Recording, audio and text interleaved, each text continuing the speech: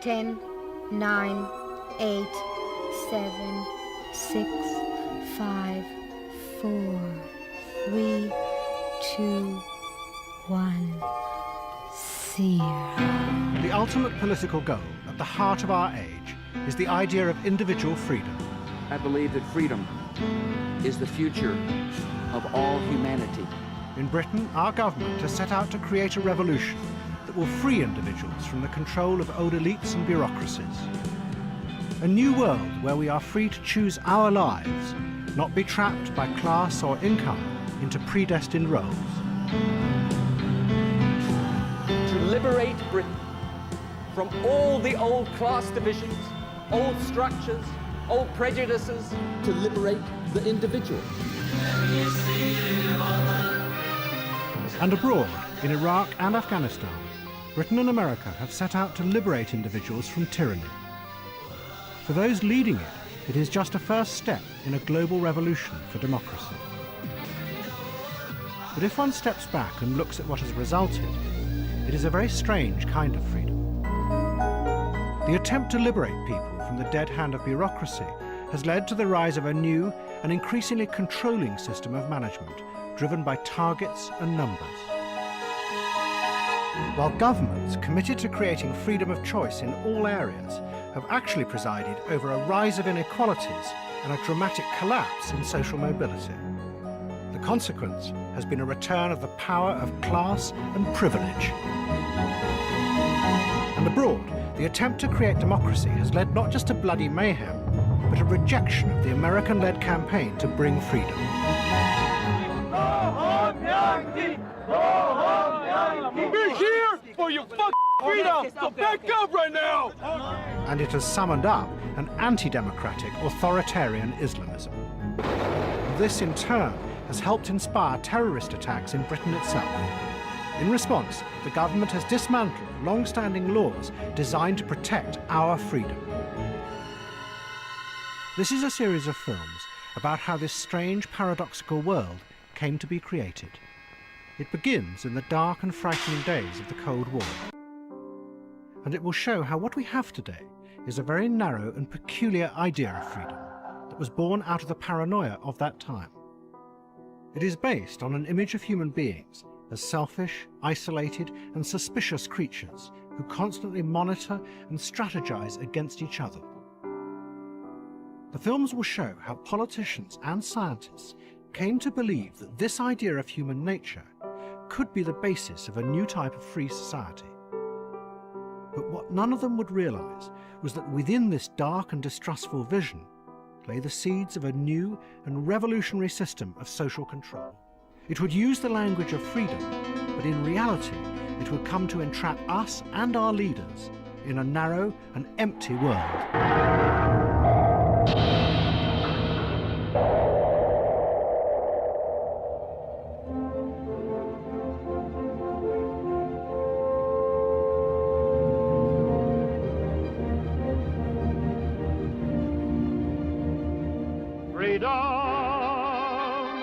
Freedom!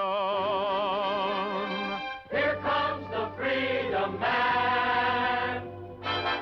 On this day At the end of the Second World War, America and American films celebrated not just victory, but what many believed would be the dawning of a new era. I'm singing a song of freedom. Back then, freedom meant not just liberation from the Nazis, but also from the economic chaos and uncertainty that had caused the Depression of the 1930s. Governments now believed that their role was to manage and control the economy and protect society from the dangerous self-interest at the heart of capitalism. Why can't we? No longer did we worship at the shrine of no-holds-barred capitalism. No, we had been through the Depression of the 1930s. We had been through World War II. Now we were talking about the need for government to be the major balancing element in the economy. The individual was still important, but government would make sure that we would never slide into a deep depression again. In the following years, the bureaucracies at the heart of the state grew enormously. Their job was to regulate capitalism for the benefit of everyone. In an age of optimism, there were few who challenged this new vision. But one man on the margins was convinced it would lead to disaster. He was an Austrian aristocrat called Friedrich von Hayek, who had fled the Nazis and now taught at the University of Chicago. Hayek was convinced that the use of politics to plan society was far more dangerous than any problems produced by capitalism, because it inevitably led to tyranny and the end of freedom.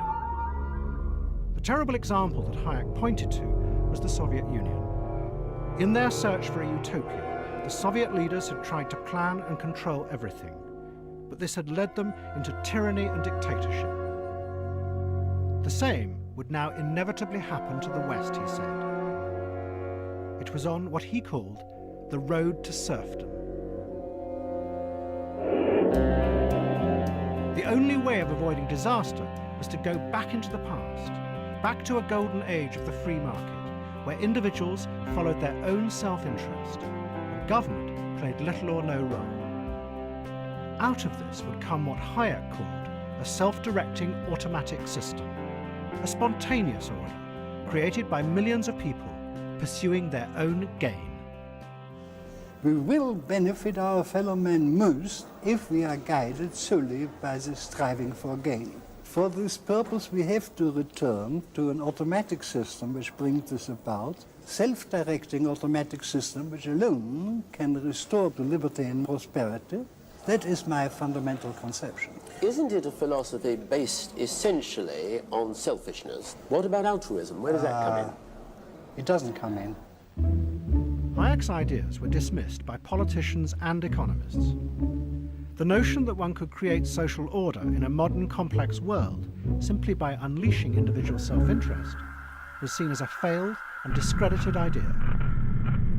But proof that he might be right was about to emerge from the most unlikely of sources, from scientists struggling with the new, terrifying uncertainties of the Cold War. This is the heart of a giant, blast-proof bunker 30 miles north of New York. Built in the late 50s, it housed the largest computer in the world, linked to a system of radars around the world, which constantly watched the Soviet Union. Every second, thousands of pieces of information poured into this room to be analysed for signs of danger. The nuclear strategists who had designed this system knew they were dealing with a completely new type of conflict. Neither side could let it get out of control because of the terrifying consequences. So the strategists wanted to find a way of using the information to anticipate what the Soviets might be about to do. And to do this, they turned to a new idea called game theory. Game theory had been developed as a way of mathematically analysing poker games. It looked at the game as a system where the players are locked together, each trying to work out what the other thinks they will do. From that, game theory showed rationally what the best moves were for each of the players. This is a type of war that had never been fought before. And of course, as we all know, it would be so devastating that it's almost impossible to consider all of its consequences. They still wanted to say that there was a rational way to approach such a virtual war. And game theory seemed to offer that to them, that you could, in a sense, incorporate your enemy into your own thinking, that you could mathematically understand what your enemy would do to the point where you and your enemy will play the exact same set of strategies. The Center for Developing Nuclear Strategy was a military think tank called the RAND Corporation. And the strategists at RAND used game theory to create mathematical models that predicted how the Soviets would behave in response to what they saw the Americans doing. Out of this came the fundamental structure of the nuclear age. Hundreds of missiles protected in silos underground, and fleets of bombers in the air 24 hours a day. Just as in a game, they were strategic moves to convince the Soviets that if they attacked, America would always have enough missiles to destroy them in return. And in the rules of this game, fear and self-interest stopped the Russians from attacking, but it created a stable equilibrium called the delicate balance of terror. Recommending missiles underground, missiles and submarines and all that, was a way of making that much more stable. Sometimes the way I used to explain it is, we're trying very hard to reduce the likelihood of nuclear war by creating powerful incentives for the Russians not to start a nuclear war, because we're trying to give them incentives not to attack, either a nuclear attack or with a conventional attack. Yeah, so incentives are important in that. Underlying game theory was a dark vision of human beings who were driven only by self-interest, constantly distrustful of those around them. And there was a mathematician at the RAND Corporation who would take this dark vision much further. He set out to show that one could create stability through suspicion and self-interest, not just in the Cold War, but in the whole of human society. He was the mathematical genius, John Nash. Nash was portrayed in the Hollywood film A Beautiful Mind as a tortured hero. In reality, Nash was difficult and spiky. He was notorious at RAND for inventing a series of cruel games. The most famous he called Fuck You, Buddy, in which the only way to win was to ruthlessly betray your game partner. Nash took game theory and tried to apply it to all forms of human interaction. To do this, he made the fundamental assumption that all human behavior was exactly like that involved in the hostile, competitive world of the nuclear standoff. That human beings constantly watched and monitored each other, and to get what they wanted, they would adjust their strategies to each other. In a series of equations for which he would win the Nobel Prize, Nash showed that a system driven by suspicion and selfishness did not have to lead to chaos. He proved that there could always be a point of equilibrium in which everyone's self-interest was perfectly balanced against each other. The equilibrium, this equilibrium which is used, is that what I do is perfectly adjusted in relation to what you are doing. And what you're doing, or what any other person is doing, is perfectly adjusted to what I'm doing or what all other people are doing. They are seeking separate optimization, just like poker players. Is each player alone? That's the idea, that they are alone, they're separate. Doing something that is very non-cooperative, but very selfish. And then what all of them do works together, and deriving from that, there is a payoff to all the players. That is the equilibrium. But it's understood not to be a cooperative ideal.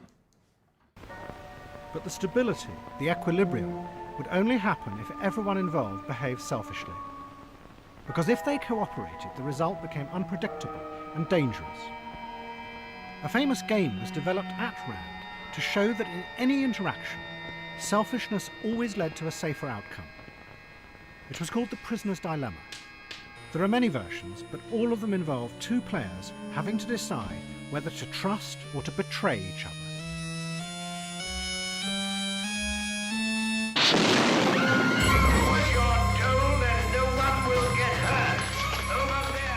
Imagine you have stolen the world's most valuable diamond.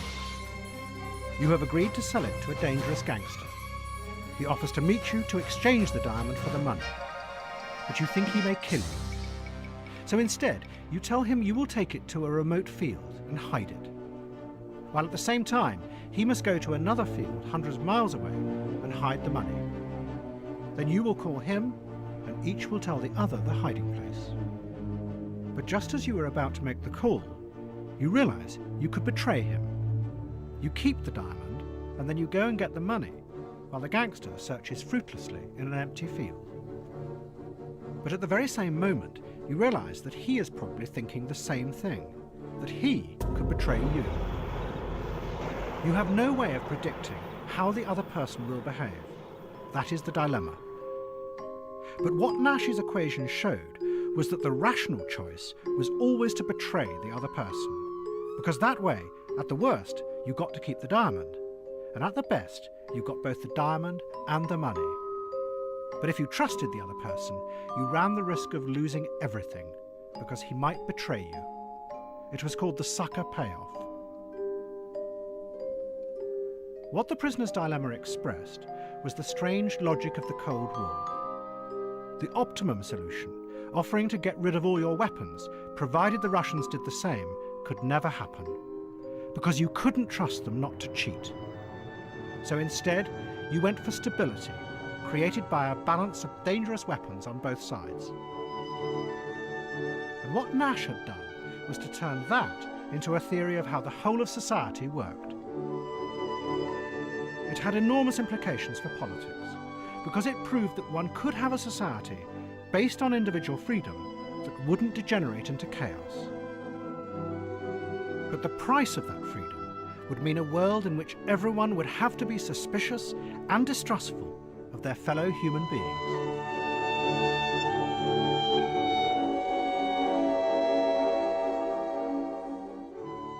The Nash equilibrium is important because one of the great fears of politics is that self-interest would lead to utter chaos. And what the Nash equilibrium suggests is that rational pursuit of self-interest, even in the face of implacable hostile enemies, will lead to a kind of an order in which all players agree upon the strategies that they're playing, and that those strategies make sense to them. But at the same time, it's also paranoid because it's the idea of a human being sitting alone in a room, being able to totally reconstruct their opponent. Their opponent is totally implacable, totally hostile, and bent on their destruction. But there was a small problem with Nash's equations. They didn't seem to correlate with how human beings actually behave towards each other in the real world. When the Prisoner's Dilemma game was tested out on the secretaries of the RAND Corporation, none of them played the rational strategy.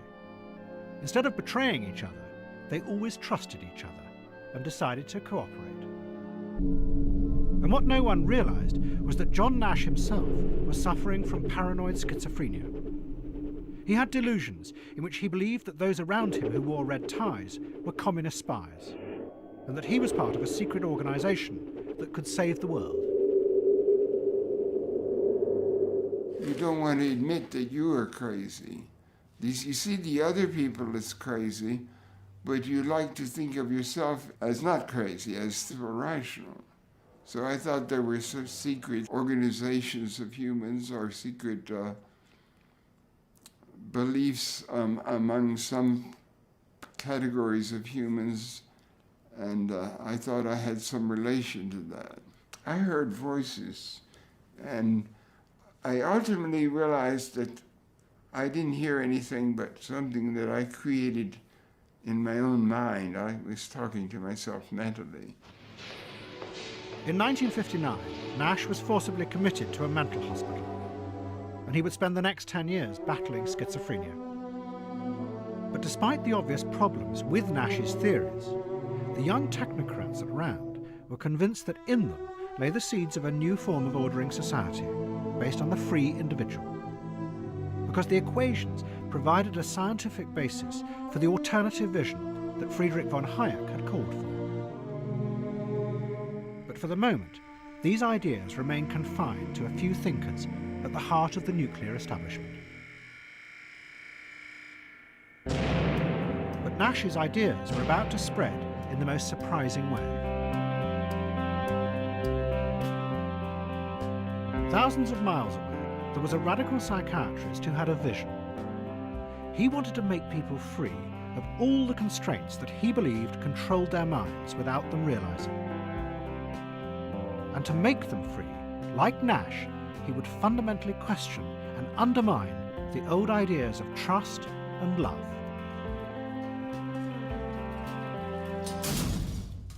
Is love possible? Is freedom possible? Is the truth possible? Is it possible to be one's actual self with another human being? Is it possible to be a human being anymore? Is it possible to be a person? Do persons even exist? R.D. Laing had had begun work as a psychiatrist in the mental hospitals in Glasgow in the 1950s. It was a violent, frightening world in which the doctors tried to manage and control schizophrenics as best they could. Lang had noticed that the psychiatrists hardly ever spoke to the schizophrenics. So as an experiment, he took 12 women and spent months talking to them about themselves and their lives. The results were dramatic. After just a few months, all 12 were well enough to leave the hospital. Within a year, Lang discovered that all of them had returned to the hospital. His attempt at a cure had failed completely. After this experiment, these women left hospital, and after another year they were all back again. No one knew why they'd come in the first place, and no one knew why they had to come back again. So that shifted my focus of attention and interest and research interest out into the actual circumstances where this thing called madness is incubated. Lang began to investigate the families of the schizophrenics. His research led him into a hidden, closed world where he studied how the members of the families behaved towards each other in private.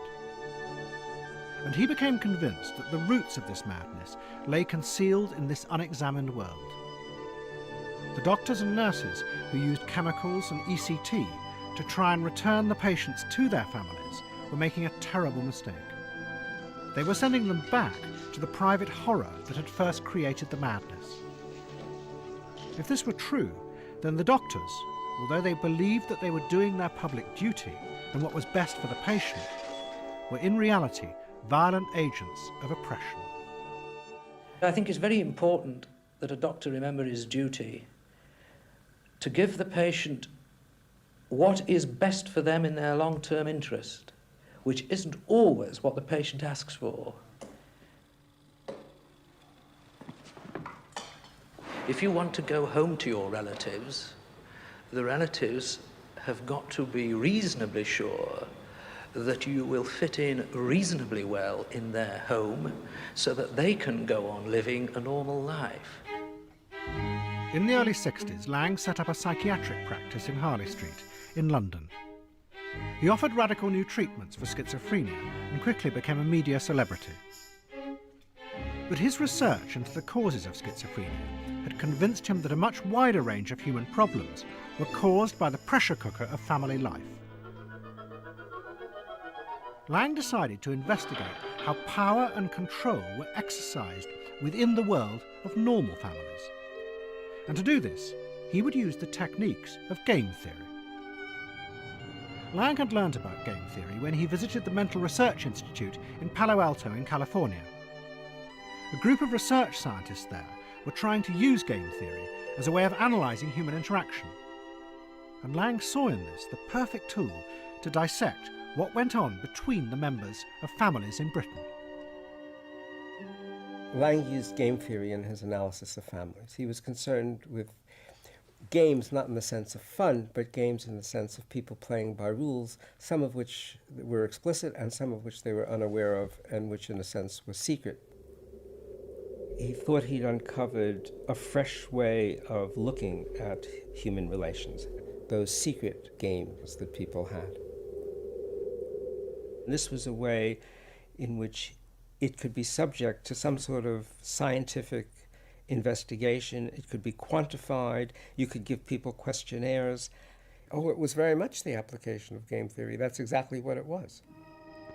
Lang took 20 couples in Britain, and using a complex series of questionnaires, he analysed how each of them saw the other, moment by moment in their daily life, continually asking them what they secretly thought the other really intended.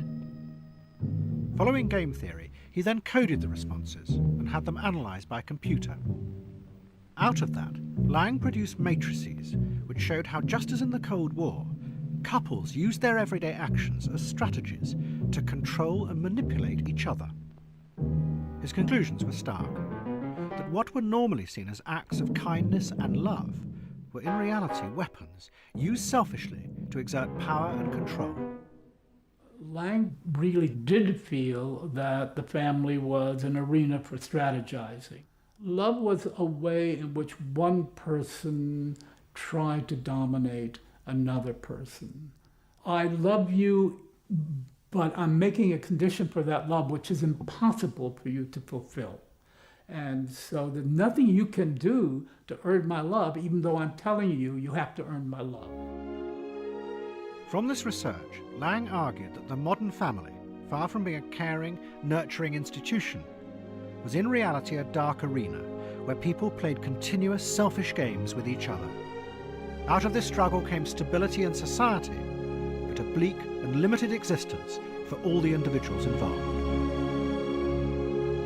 The so-called normal families that I studied in the course of this work, it was like walking into carbon monoxide gas chambers. People induced their children to adjust to life by poisoning themselves to a level of subsistence existence that they called life. Lang was radicalized by his findings. He believed that the struggle for power and control that he had uncovered in the family was inextricably linked with the struggle for power and control in the world. In a violent and corrupt society, the family had become a machine for controlling people. Lang believed that this was an objective reality revealed by his scientific methods, above all by game theory. But these very methods contained within them bleak, paranoid assumptions about what human beings were really like. Assumptions born out of the hostility of the Cold War. And what Lang was actually doing was helping spread these bleak, paranoid ideas into other areas of society, into the very way we thought about ourselves and our relationships to each other. It gave a message of, I have seen things that you can hardly imagine. A bleak, cold landscape out there that I'm going to do my best to armor you against. And we will walk into there together and we will protect each other back out there in this cold, bleak landscape. But don't you ever bullshit yourself that it's anything more or better than that, because that's where it is.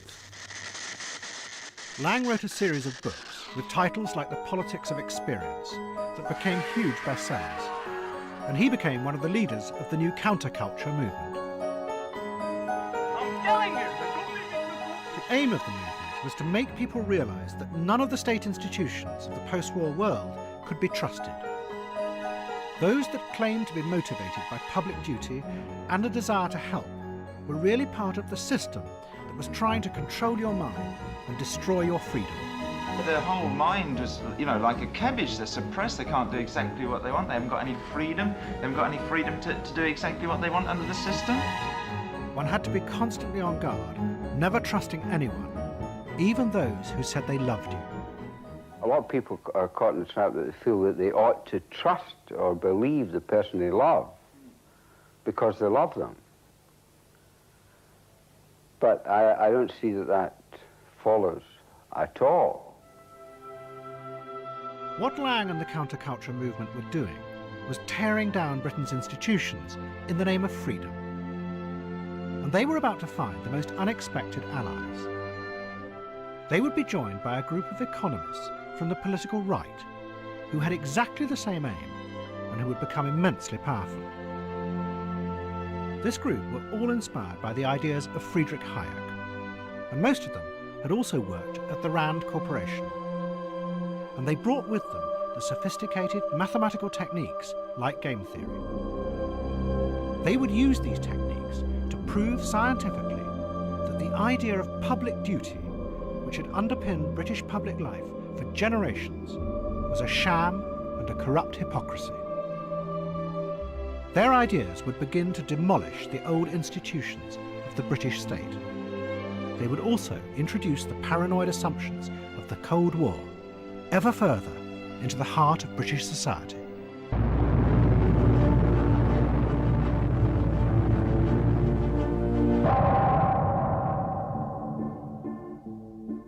In the early 70s, the government bureaucracies in Britain began to collapse. Those who ran them blamed a growing economic crisis, but it was clear that something much more fundamental had gone wrong. What were supposed to be institutions to help people had become destructive. Those who ran them seemed to have turned against the very people they were supposed to serve. Financial restrictions? Well, can you get him for a minute? Well, it's urgent, this. I can't tell you that. I'm not allowed to disclose that. We don't deal with that sort of thing. Not available. A group of right-wing economists in America now put forward a theory that they said explained why this was happening. At the heart of their idea was game theory. They said that the fundamental reality of life in society was one of millions of people continually watching and strategizing against each other, all seeking only their own advantage. An assumption had become a truth. The self-interested model of human behavior that had been developed in the Cold War to make the mathematical equations work had now been adopted by these economists as a fundamental truth about the reality of all human social interaction. We're always trying to infer the intentions of the other. We're always trying to convey our intentions, either deceptively or truthfully. We're always trying to find ways to make believable promises, and sometimes to make believable threats, threatening the Soviet Union, threatening a misbehaving animal, threatening a child, threatening a neighbor. I think what we're doing is what we call strategizing. What does he think that I think he thinks that I think he's going to do? It has to come to some kind of equilibrium. What is it that we can both recognize is the obvious thing to do?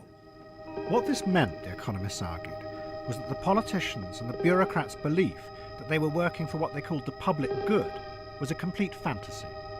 Because to do that depended on creating shared goals in society based on self-sacrifice and altruism. But in a world that was really driven by millions of suspicious, self-seeking individuals, such concepts could not exist. Out of this came a theory called public choice, and a group of economists who were determined to destroy the politicians' dream that they were working for the public interest. Their leader was called James Buchanan. There's certainly no measurable concept that's meaningful that could be called the public interest, because how do you weigh different interests of different groups and what they can get out of it? The public interest, as a politician thinks it, does not mean it exists. It's what he thinks is good for the country.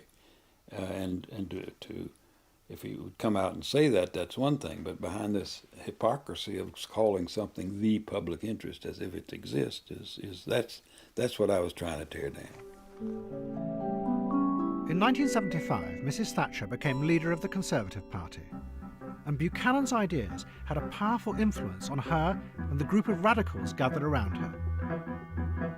A right-wing think tank advising Mrs. Thatcher brought James Buchanan to London for a series of seminars. And he explained starkly why the British state was failing. It was pure game theory. Because there was no agreed version of the public good, the bureaucrats and the politicians schemed and strategized in their own self-interest, building up their power and their own empires. They claimed to be helping others. In fact, it was the very opposite, and the result was economic chaos and a breakdown of society. It was chaos. There is no other word for it. And then public choice theory came along and told us why. It's because the self-interest of the groups that have managed to acquire control of the process is such that they're directing these activities to their own advantage at the expense of the rest of society. When public servants and politicians say they're pursuing the public interest, the words are those of public service, the actions are those of self-interest, maximising personal advantage. Now, this is certainly not true because, contrary to popular belief, both myself and my staff here, we take a very, very great personal interest in individual people. I think you're scared. I think because there won't be so much opposition, you don't know whether you're doing the right thing or not. If you don't want me to answer, I'll go home. It's a lovely evening. I don't need to be here. But if you do want me to answer, I will stay. Please, will you give the... As As the British economy spiralled out of control, the political and bureaucratic elite who had dominated Britain since the war found themselves under attack from both the right and the left. Where once they had been heroic figures who would create a new world, now they were accused of being agents of control, not freedom. We've been ruled by men who live by illusions. The illusion that you can have freedom by government decree. And these new theories began to spread into the public imagination. The writer who was part of the group advising Mrs. Thatcher began to write a sitcom that explicitly put forward the theories of public choice. As well as being funny, it was ideological propaganda for a political movement. Down the civil service. How many people have we got in this department? 2,000? 3,000? About 23,000, I think, Minister. 23,000? In the Department for Administrative Affairs, 23,000 people just administering other administrators? We'll have to do a time and motion study, see who we can get rid of. But we did one of those last year, Minister. It transpired we needed another 500 people. The fallacy that public choice economics took on was the fallacy that government is working entirely for the benefit of the citizen. And this was reflected by showing that in the programme in Yes Minister, we showed that almost everything that the government has to decide is a conflict between two lots of private interest, that of the politicians and that of the civil servants, trying to advance their own careers and improve their own lives. And that's why public choice economics, which explains why all this was going on, was at the root of almost every episode of Yes Minister and Yes Prime Minister.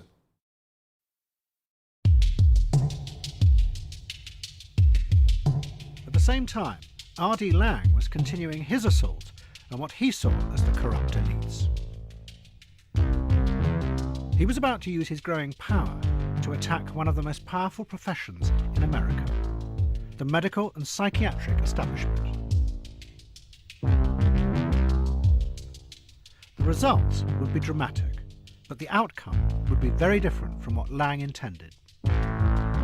His ideas would undermine the all-controlling medical elite. But far from liberating people, what would actually emerge would be a revolutionary new system of order and control, driven by the objective power of numbers. It's a space where you can meet with her, where she's not going to be frightened that you're going to put her away or that you're going to do anything to her. Laing was now a celebrity in America and was one of the leaders of what was called the anti-psychiatry movement. Psychiatry, Laing said, was a fake science, used as a system of political control to shore up a violent, collapsing society. Its categories of madness and sanity had no reality.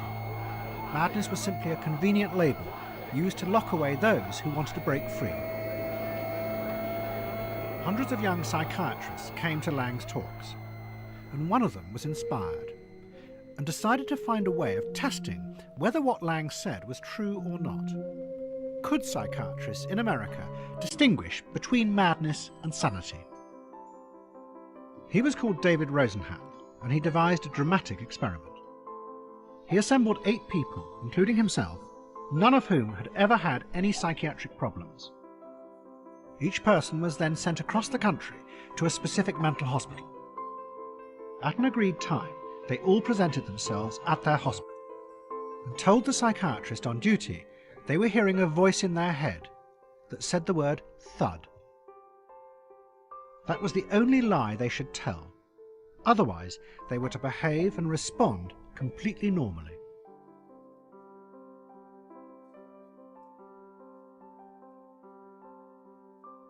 And then what happened? They were all diagnosed as insane and admitted to the hospital. All of them? All of them. And were any of them insane? No. There was nobody who could have judged these people as insane. But I told friends, I told my family, I get out when I can get out. That's all. Be there for a couple of days and then I get out. Nobody knew I'd be there for 2 months. Once admitted, all 8 fake patients acted completely normally, yet the hospitals refused to release them, and diagnosed 7 as suffering from schizophrenia and 1 from bipolar disorder. They were all given powerful psychotropic drugs.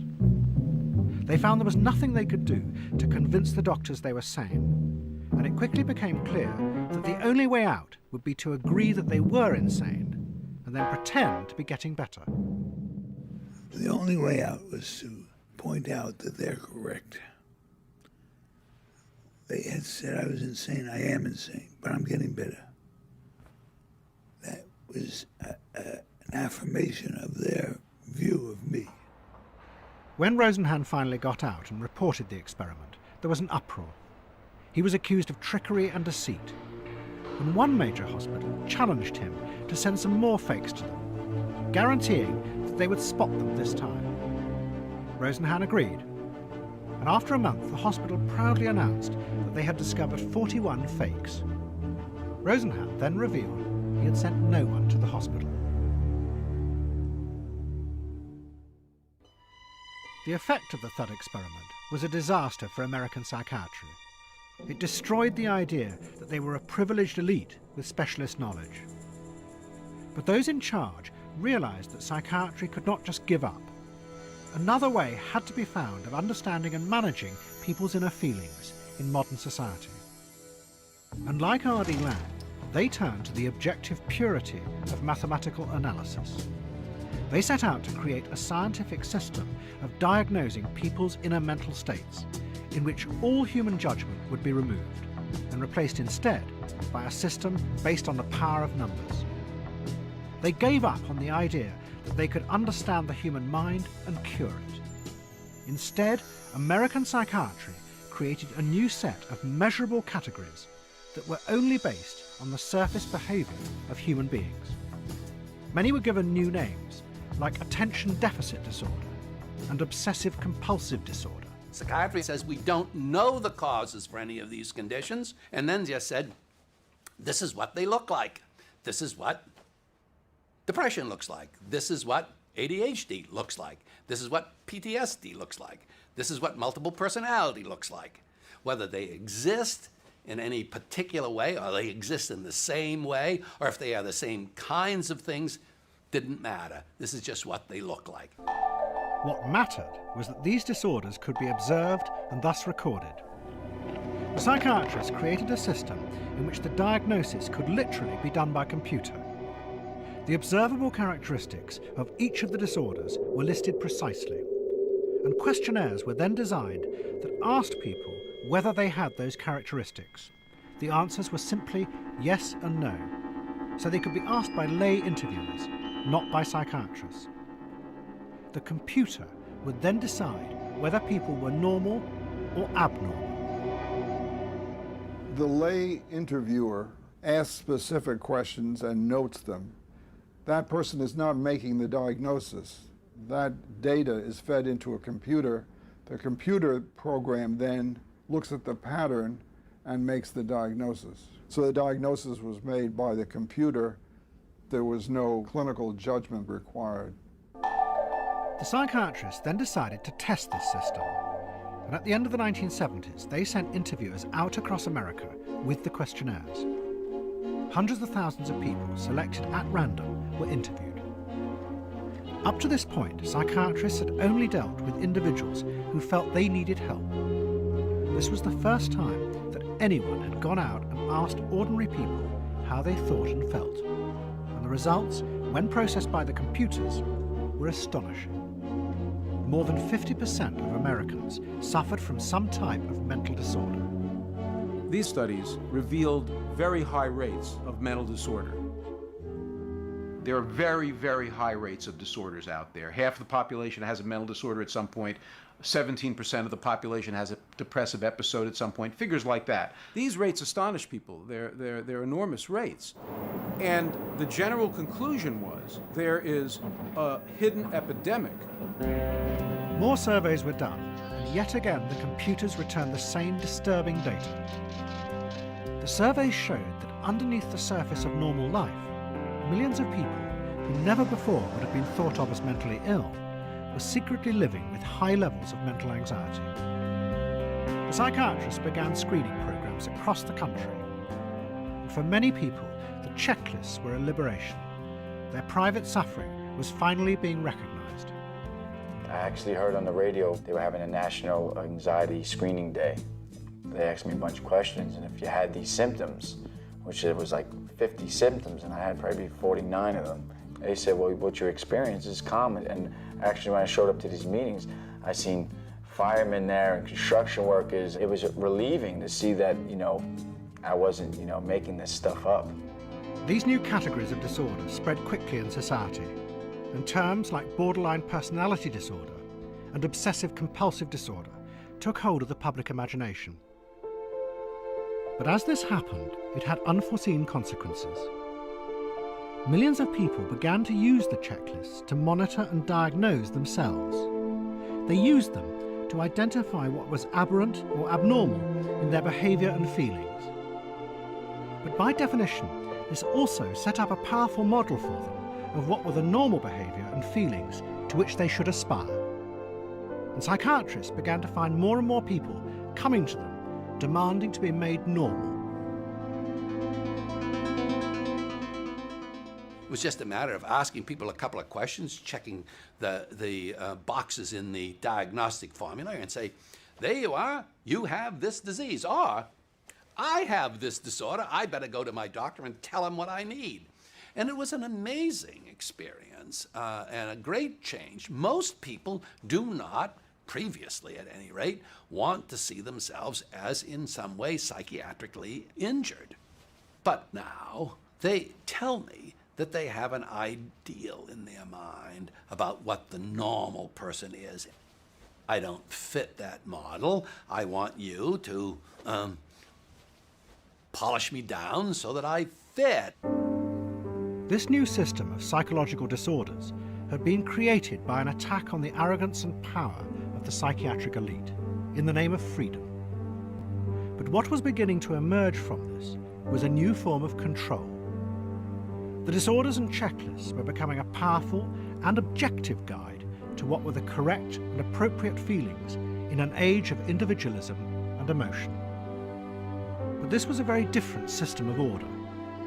No longer were people told how to behave by an elite. Instead, they now used the checklists to monitor their feelings and police their own behaviour.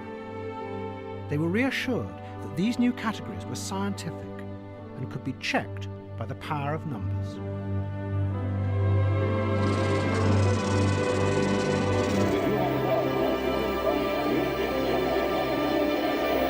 For they are the party of yesterday, and tomorrow is ours. In 1979, Mrs. Thatcher had come to power in Britain. What she promised to create was a society based on the dream of individual freedom. People would be liberated from the arrogant elites and state bureaucrats of the past. But Mrs. Thatcher knew that she would have to find a new way of managing and controlling these free individuals in a complex society in order to avoid chaos. And to do this, just like the psychiatrists in America, she would turn to systems based on the objective power of numbers. But underlying the new mathematical models would yet again be the dark and suspicious vision of human beings that the Cold War strategists had assumed. This vision would now penetrate to the very heart of the British state.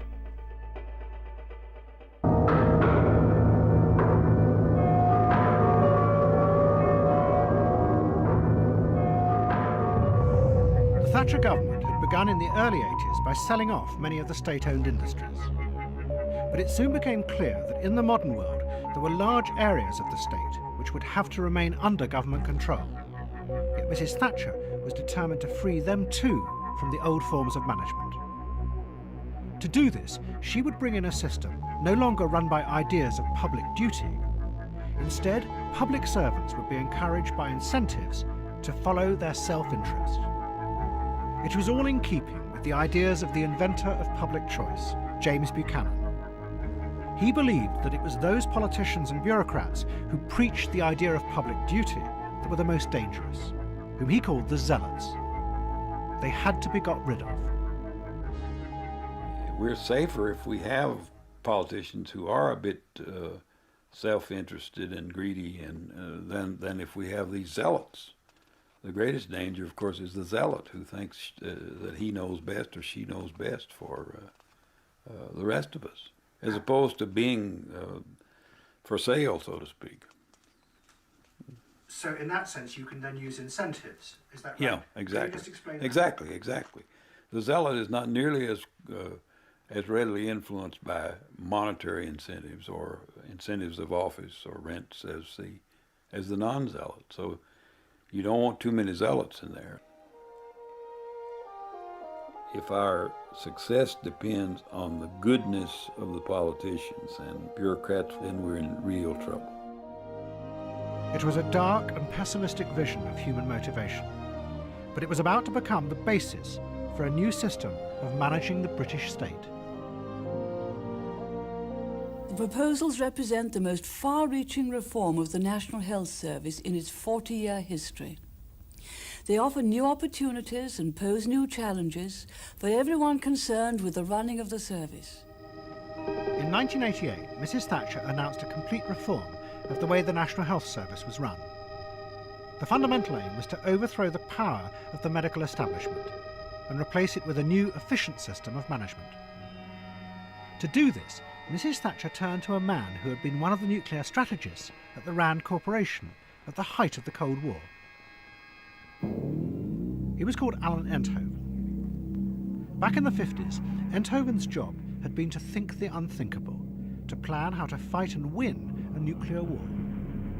To do this, he had designed a mathematical system which would use nuclear weapons as rational incentives to manipulate the other side.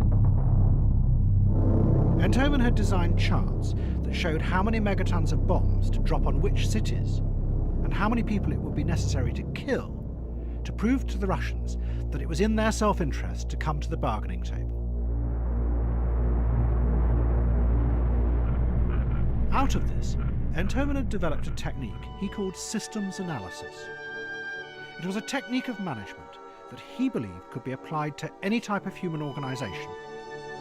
Its aim was to get rid of all the emotional and subjective values that confused and corrupted the system, and replace them by rational, objective methods, mathematically defined targets and incentives. Enthoven had first tried to apply this system back in the 1960s when he was still in the military. The Secretary of Defense, Robert McNamara, asked him to help transform the way the Pentagon was run. Enthoven began by getting rid of the idea that patriotism should be the guiding force in America's defense, and replacing it with a rational system based on numbers. The approach we brought to the Pentagon was one based on rational behavior. Previously, that had been, at that high level, it was kind of a political thing, and we were trying to make it more an analytical thing. In defense, most people thought it ought to be done on the basis of patriotism. There was quite a bit of that, emotion, feeling, are you patriotic, and so forth. And I was there with my slide rule, you know, my geeky sort of MIT style. Airborne. All the way, sir. Sit down, please. What did the military think of it all? Well, I think that they hated it. They hated it, yeah. What replaced patriotism and notions of public duty were mathematically measurable outcomes. But McNamara's experiment had ended in disaster when he had tried to run the Vietnam War in a rational, mathematical way, through performance targets and incentives. The most infamous example had been the body count. It had been designed as a rational measure of whether America was winning the war, but in fact troops simply made it up, or even shot civilians to fulfill their performance targets. And in 1967, McNamara had resigned. But Enthoven was undaunted, and next he applied his systems to design a rational way of managing healthcare. He began this in America, but in 1986, Mrs. Thatcher had asked him to come and do the same for the NHS in Britain. Just as he had challenged the power of the generals in the Pentagon, now he would do the same for the doctors in Britain. I think in both cases, with the military and in the Defense Department and with the doctors both here and in Britain, that you have the power of organized elites, of authority and hierarchy. And the system needed to be reconfigured in such a way as to give incentives to do a better job And it was a matter of how would you rewire the incentives to motivate the self-interest, to create proper incentives to reward efficiency, and can we measure it? So that was a challenge to the power of organized medicine. What Enthoven proposed for the NHS, he called the internal market. In fact, what it was a mathematical simulation of the free market. Numbers were used to create measurable outputs and performance targets at all levels, while competition was created, driven by a system of incentives. All of this mimicked the pressures of the free market on public servants. To those who set out to create it, it was the engineering of a new freedom. They were liberating millions of public employees from the arrogant control of the old elites. Instead, a new and objective method, based on numbers, set the targets which individuals were then free to achieve any way they wanted. It basically set free their talents. Before, they had simply been instruments doing what they were told. Now, suddenly, they were creative minds allowed to examine and say, why don't we do this? And that sense of freedom that comes in thinking, these were their targets, not something that had been wished on them from on high. And that was a very important part of motivation, for they felt they owned their targets.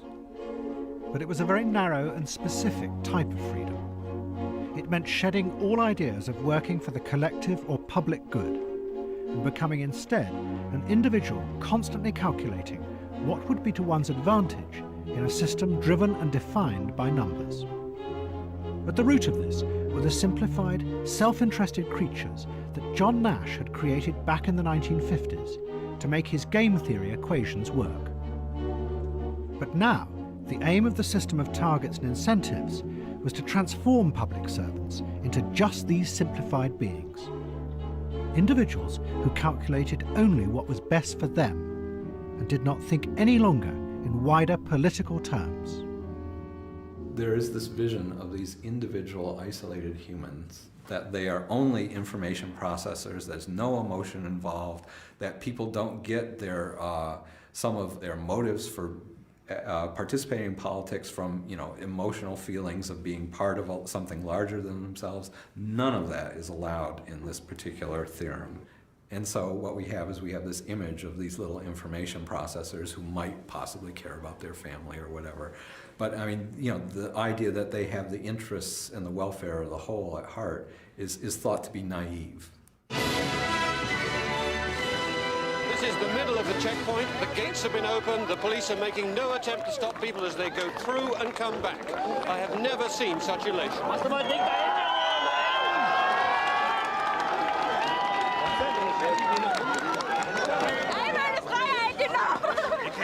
I watched the scenes on television last night and again this morning. You see the joy on people's faces and you see what freedom means to them. It makes you realize that you can't stifle or suppress people's desire for liberty. What do you think of tonight? It's wonderful. It's wonderful. It's wonderful. In November 1989, the Berlin Wall collapsed and the Cold War was finally over. A new era of freedom had begun. But the shape that freedom was going to take would be defined by the victors, the West. And as this program has shown, the idea of freedom that had now become dominant in the West was deeply rooted in the suspicion and paranoia of the Cold War. Next week's film will show how this idea spreads to take over politics itself, because it seemed to offer a new and better alternative to democracy. What it actually leads to is corruption, growing rigidity, and the dramatic rise of inequality. And we will come to believe that we really are the strange, isolated beings that the Cold War scientists had invented to make their models work. This bleak vision, far from liberating us, will become our cage.